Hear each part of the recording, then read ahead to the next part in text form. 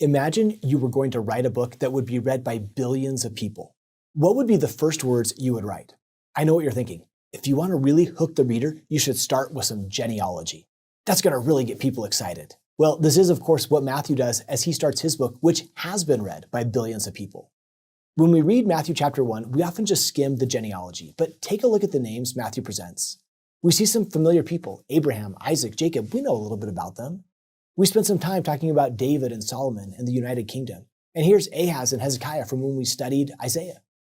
Why does Matthew begin with genealogy? Part of his purpose is to portray Jesus as the Jewish Messiah, and he does this in a couple of different ways. For example, his genealogy begins with Abraham. Matthew highlights the connection between Jesus and Abraham, who was the father of the Jewish nation. Another thing Matthew emphasizes in his genealogy is the number 14. He says that from Abraham to David was 14 generations. From David to the fall of Babylon was 14 generations. And from the fall of Babylon to Christ was 14 generations. Why the emphasis on 14? One reason seems to be gematria. Gematria puts a numerical value on each letter. So in English, A would equal 1, B would equal 2, and so forth.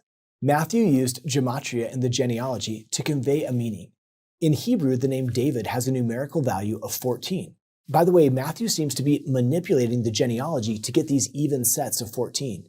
His purpose isn't genealogical accuracy, he has a theological focus. In other words, by mentioning King David multiple times in the genealogy, and by highlighting the number 14, Matthew seems to be communicating to his first century readers that Jesus is the son of David. Why would his original readers care about this? If we were Jewish people living in the decades after Christ, we might remember that back in 2 Samuel chapter 7, the Lord said to David, "Thine house and thy kingdom shall be established forever before thee. Thy throne shall be established forever." So David's descendants were promised a permanent reign.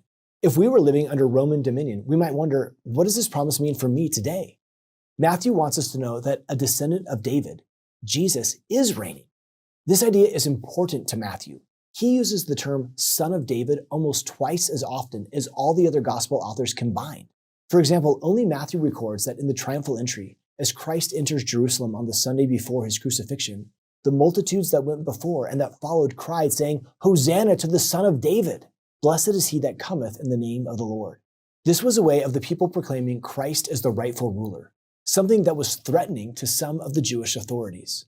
By calling Jesus the Son of David, Matthew refers to Christ's kingship. Remember that in ancient times, the king was seen as God's representative to the people.